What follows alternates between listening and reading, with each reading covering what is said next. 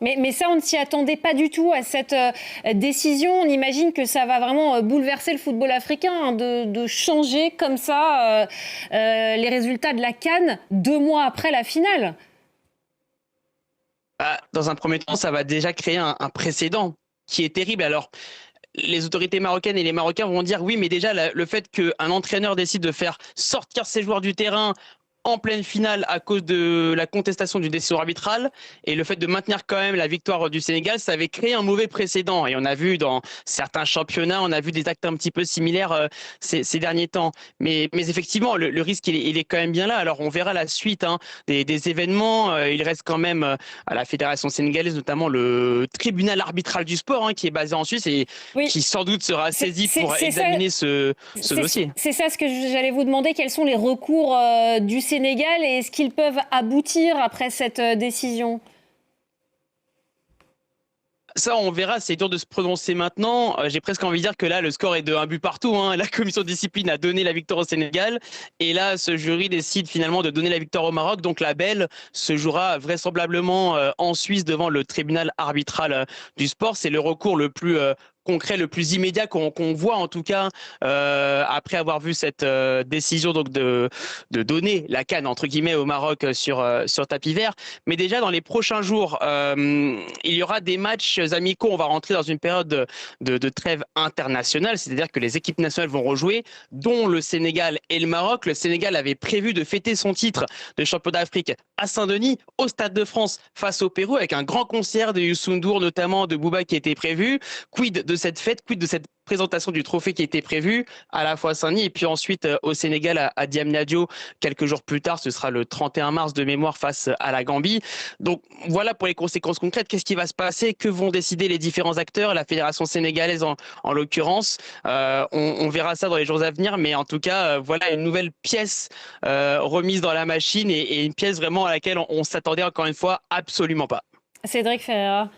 Effectivement, la fête qui est prévue au Stade de France, Karim, à mon avis, on ne va pas y assister ici à Paris, puisque cette décision vient comme un coup de tonnerre. Mais comme le disait Karim, là, clairement, c'est une victoire pour le Maroc, qui a gagné devant Le Maroc le qui a jury d'appel. organisé cette Le Maroc qui a CAN. organisé la Coupe d'Afrique des Nations, effectivement, et tout s'était parfaitement placé. Et il faut d'ailleurs saluer l'organisation du Maroc, qui avait très bien organisé son tournoi jusqu'à ce chaos final, sans jeu de mots.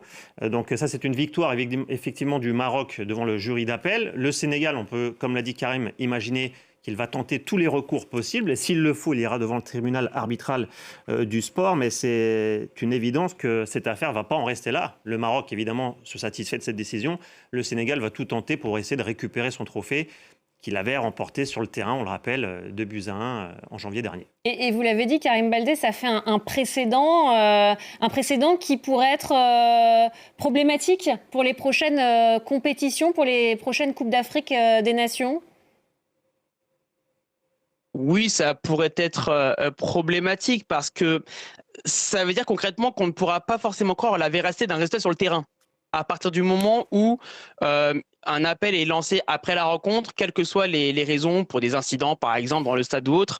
Est-ce que ça Et c'est pour ça que je parle de discrédit sur la Confédération africaine. C'est ça. Est-ce que ça risque d'inciter les équipes à multiplier justement les recours s'ils ne sont pas contents du résultat d'un match, par exemple, lors d'une grande compétition comme la CAN?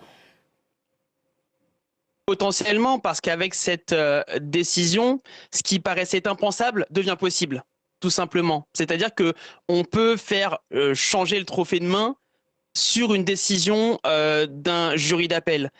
Et ça, c'est extrêmement grave en fait, parce que ce à quoi on assistait à la CAN, c'est une réalité sportive. Bien sûr, il y a eu tous ces incidents, on en a suffisamment parlé sur différentes antennes, mais en tout cas, pour nous, le score était validé et il n'avait plus lieu de débattre finalement de cette victoire 1-0 après prolongation sur la pelouse du stade Moulay Abdallah de Rabat le 19 janvier. Donc là, maintenant, si on se rend compte qu'il peut y avoir des feuilletons judiciaires ou des feuilletons, en tout cas, disciplinaires sur 2 mois, 3 mois, 6 mois, 1 an, on ne s'en sort plus. moi, ma crainte, c'est que d'expérience, je sais que la Confédération africaine de football prend beaucoup de temps à réagir, souvent, en situation de crise. Déjà qu'elle a pris du temps aussi à réagir après la finale pour condamner ce qui s'était passé. Là, normalement, il faudrait une réaction, une communication immédiate, ce à quoi je n'y crois absolument pas, malheureusement. Donc voilà pourquoi c'est un feuilleton à suivre. Mais oui, là, c'est un discrédit total sur la CAN et sur la CAF en même temps.